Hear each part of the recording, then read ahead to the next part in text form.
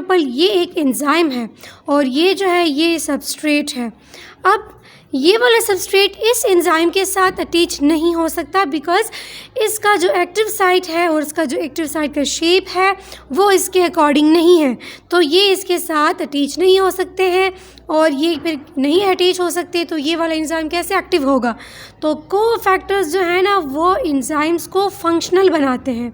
बिस्मिल्लाहिर्रहमानिर्रहीम। अस्सलाम वालेकुम डियर व्यूअर्स, कैसे हैं आप सब? उम्मीद है खैरियत से और अच्छे होंगे।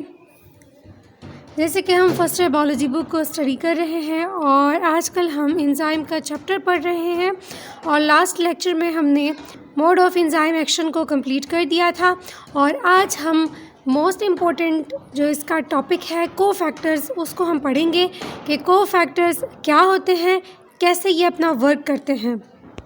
अगर हम कोफैक्टर्स को देखें तो ये एटम्स होते हैं, ठीक है, और group of atoms and molecules.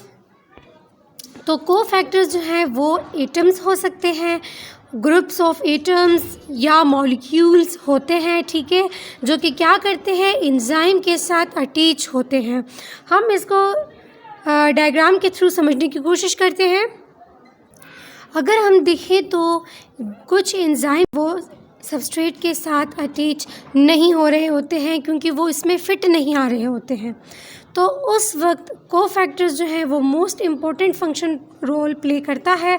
वो क्या करता है, ये जो होते हैं कोफैक्टर्स, इनके डिफरेंट टाइप्स हैं, हम उसको मज़ीद आगे पढ़ेंगे, लेकिन इसको समझिए कि फॉर एग्ज़ाम्पल ये एक एंजाइम है और ये जो है ये सबस्ट्रेट है। अब ये वाला सबस्ट्रेट इस एंजाइम के साथ अटैच नहीं हो सकता बिकॉज़ इसका जो एक्टिव साइट है और इसका जो एक्टिव साइट का शेप है वो इसके अकॉर्डिंग नहीं है, तो ये इसके साथ अटैच नहीं हो सकते हैं और ये फिर नहीं अटैच हो सकते, तो ये वाला एंजाइम कैसे एक्टिव होगा। तो कोफैक्टर्स जो है ना वो एंजाइम्स को फंक्शनल बनाते हैं। कोफैक्टर्स क्या करते हैं, जो एंजाइम का एक्टिव साइट का जो शेप होता है वो अल्टर कर देता है, चेंज कर देता है और देन उसको फंक्शनल बना देता है। कैसे? फॉर एग्ज़ाम्पल ये सबस्ट्रेट है, ये एंजाइम है। अब अगर हम यहाँ देखें तो इस तरह यहाँ भी जो है ये एंजाइम्स है और ये सबस्ट्रेट है, तो यहाँ पर ये कोफैक्टर्स आ जाते हैं, ठीक है, कोफैक्टर्स आ जाते हैं। तो कोफैक्टर्स जो है, अब इसके शेप को देखें, यहाँ एंजाइम के शेप को देखें तो ये इसके साथ अटैच हो जाता है और इसका जो एक्टिव साइट होता है वो बना देता है, फंक्शनल बना देता है और वो उसके लिए according to the substrate shape को ही वो मॉडिफाई हो जाता है एंड देन सबस्ट्रेट जो है वो इजीली एंजाइम के साथ अटैच हो जाता है and then enzyme substrate complex बनाएगा। अगर यहाँ पर ये कोफैक्टर्स ना आते तो ये वाला फंक्शन जो है ना होता, मींस कि ये वाले एंजाइम जो है वो इनएक्टिव ही रहते, लेकिन एंजाइम्स को वो एक्टिव कर देते हैं। कौन? कोफैक्टर।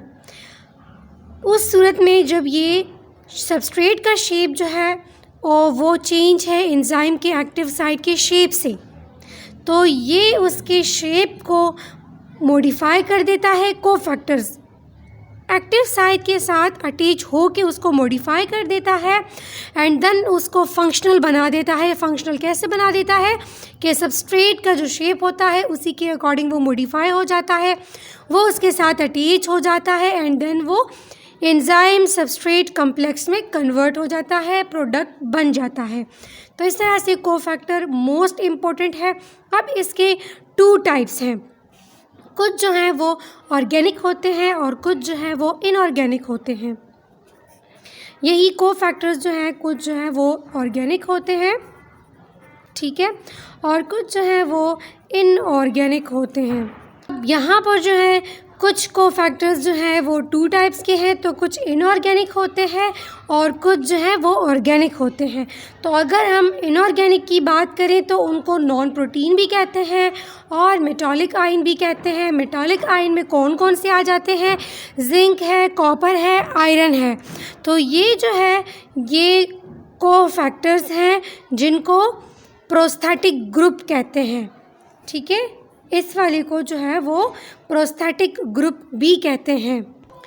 ये जो है प्रोस्थेटिक ग्रुप ये फर्दर टाइप है कोफैक्टर का, और यही जो हमने कोफैक्टर की बात की है इसी की बात कर रहे हैं कि ये कुछ जो है वो इनऑर्गेनिक भी होते हैं, उनको वो नॉन प्रोटीन भी हो सकते हैं, मेटालिक आयन होते हैं, जिंक हो सकता है, कॉपर, आयरन, इस तरह से, और इस सूरत में इसको प्रोस्थेटिक ग्रुप कहते हैं।